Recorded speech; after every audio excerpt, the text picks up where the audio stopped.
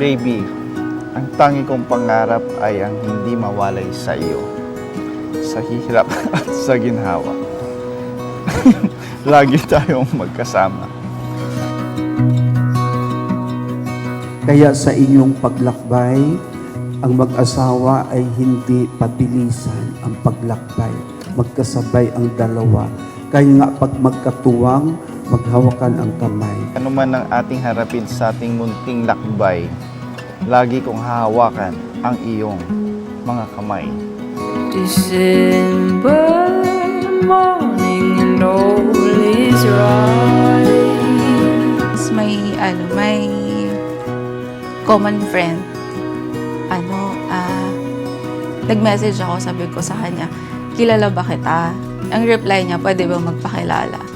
Then since then, lagi lang kami magkausap.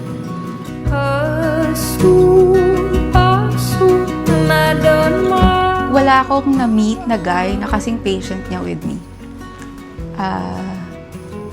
After work, higa lang ako, siya na bahala.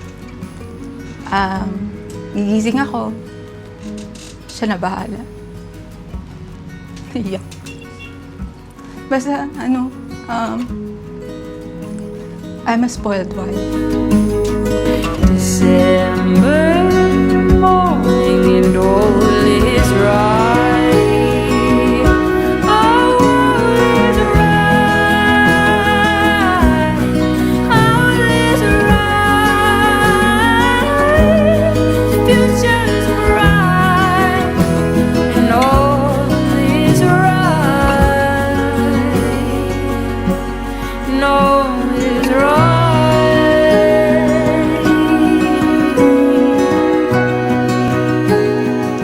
Alam natin anong nangyari sa 2 taon na mag-asawa tayo. Di perfect. We've seen each other's worst. Lalo na ikaw. Alam na alam mo yung ugali ko. That's why this is not a vow. I would like to say thank you for choosing me, for staying with me. Baby. Baby.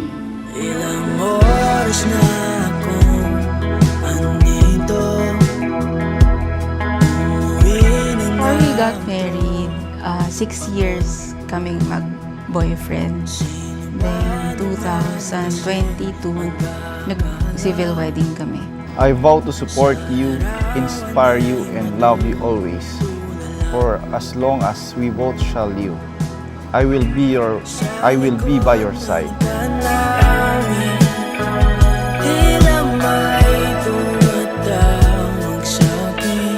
You are my home.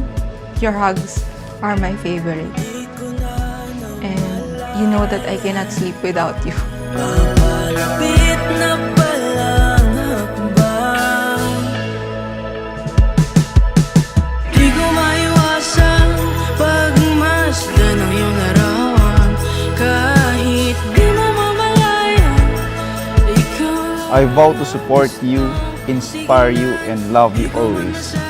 For as long as we both shall live, I will be by your side.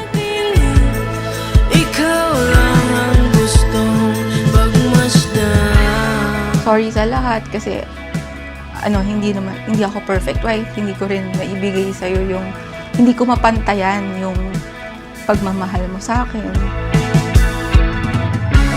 Kay sarap pagmasdan. Pero though I try naman, pero sa aming dalawa, talagang makikita natin na mas mahal niya talaga ako.